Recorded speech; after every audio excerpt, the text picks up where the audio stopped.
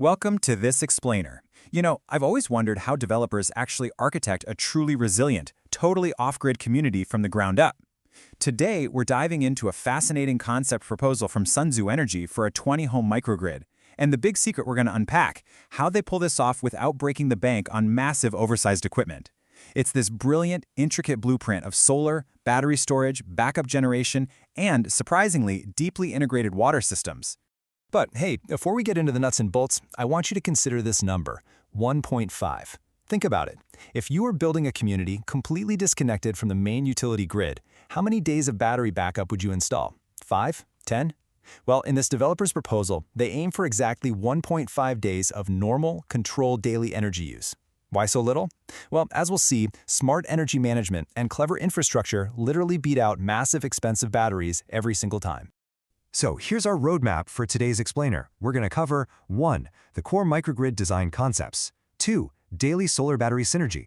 3. The hidden value of water systems. 4. Tiered control for crises. And finally, 5. The ultimate final redundancy. All right, let's jump right into Section 1, Core Microgrid Design Concepts. When you look at the raw specs, the numbers reveal this incredibly careful balancing act. For these 20 single-family homes using a controlled 500 kilowatt-hours a day, the developer is proposing roughly 220 kilowatts of solar PV, 4 battery cabinets giving us 835 kilowatt-hours of usable energy, 2 150 kilowatt diesel generators, and a massive 30,000-gallon water tank. They aren't just throwing giant batteries at the problem to cover a week of bad weather. Doing that would cause capital costs to absolutely skyrocket. And that brings us to the developer's core thesis, captured perfectly right here. Avoid excessive battery overbuild by combining load control, water storage, diesel backup, and solar oversizing. Basically, their whole philosophy is that true cost-effective resilience comes from a multi-layered strategy. It's all about how these different systems talk to and support each other, rather than just brute forcing the problem with tons of lithium-ion. Moving on to Section 2, Daily Solar Battery Synergy.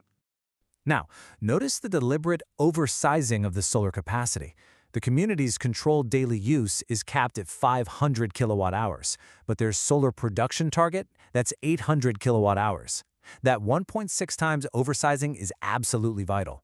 It guarantees the panels can power the homes, fully recharge those batteries, pump the community's water, and still have a nice buffer left over for passing clouds. This setup creates a really beautiful, seamless rhythm. During a normal sunny day, the solar panels do all the heavy lifting. They serve the homes, charge the batteries, and power the well pumps. But as evening sets in, the logic automatically shifts. The microgrid smoothly hands off the load to the battery cabinets. At the same time, deferrable loads like, say, non-essential EV charging are intelligently limited to preserve that stored energy until the sun comes back up. Okay, let's get into Section 3, the hidden value of water systems. You probably don't think of a water tank as electrical infrastructure.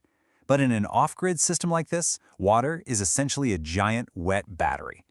By using abundant midday solar power to run the 7.5 to 10 horsepower well pumps, they fill this 30,000-gallon tank.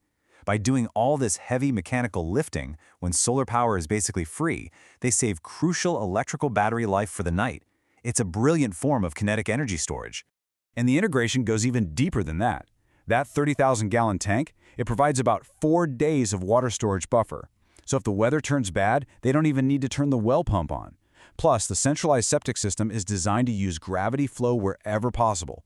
By minimizing the need for electric septic lift pumps and treating them as critical loads, they drastically reduce nighttime energy demand. The water and wastewater infrastructure aren't just separate utilities here. They are literally woven into the overarching energy management strategy. Which brings us to Section 4, Tiered Control for Crises. So what happens when things go wrong? Look at the incredible flexibility of the microgrid here. On a normal day, the community consumes a very comfortable 500 kilowatt-hours. But let's say a multi-day storm hits. The system automatically shifts into a defensive, critical load mode, slashing consumption down to just 150 kilowatt-hours a day. It transforms into a pure survival mode, focused entirely on preserving health, safety, and basic infrastructure. To pull off this massive drop in power usage, the system uses automated load tiers. Tier 3, the deferrable loads like EV charging and non-essential outdoor power, get cut first. Then Tier 2 managed loads, think HVAC and laundry, are curtailed based on what the weather forecast looks like. Finally, we have Tier 1, the critical loads. These are essential home circuits, water, septic, and communications, and these are protected at absolutely all costs. Let's walk through exactly how the microgrid controller handles an escalating emergency as the battery drops over a few cloudy days. Step 1. Suspend EV charging and outdoor loads. Step 2. Shift water pumping to the absolute minimum, relying on that 30,000-gallon tank buffer instead. Step 3. Adjust the HVAC set points and restrict heavy appliances. Step 4. If things get really dire, serve only the essential home panels. And if all else fails, Step 5. Fire up the diesel generators. And that leads us to our final section. Section 5, Final Defense and Redundancy. The proposal includes two 150-kilowatt diesel generators, totaling 300 kilowatts. Now, it's absolutely crucial to understand, these are not meant to be the primary power source. They provide N+1 redundancy, which is just a fancy way of saying if one breaks down or needs maintenance, the other can still save the day. Their main job isn't to power the houses directly. They run at highly efficient loads specifically to rapidly recharge the batteries. The system triggers them automatically if the battery state of charge drops to around 25 to 30%, or even if it just downloads a severely poor weather forecast. They're essentially the strategic cavalry. Let's look at how this creates an incredibly resilient timeline. By shedding loads, the developer stretches that initial 1.5 days of batteries incredibly far. At day 1.67, without sun, normal battery autonomy runs out. But we adapt. By day 4, the 30,000 gallons of stored water might finally run low. It isn't until day 5.6, nearly a week into a total solar blackout, that we actually reach the limit of our critical load batteries, and that strategic diesel cavalry finally needs to step in. So the main takeaway from this developer's blueprint is pretty profound. True off-grid resilience isn't just about buying the biggest battery you can find. It's achieved through smart, tiered load control, deeply integrated infrastructure, and strategic redundancy. It's an elegant engineering solution rather than just using brute financial force. This really leaves us with a fascinating question to ponder. As extreme weather events become the norm, and as the cost of solar and smart microgrids continues to drop, is the future of the grid actually off-grid? Could these self-sustaining 20-home pods become the new standard for residential real estate?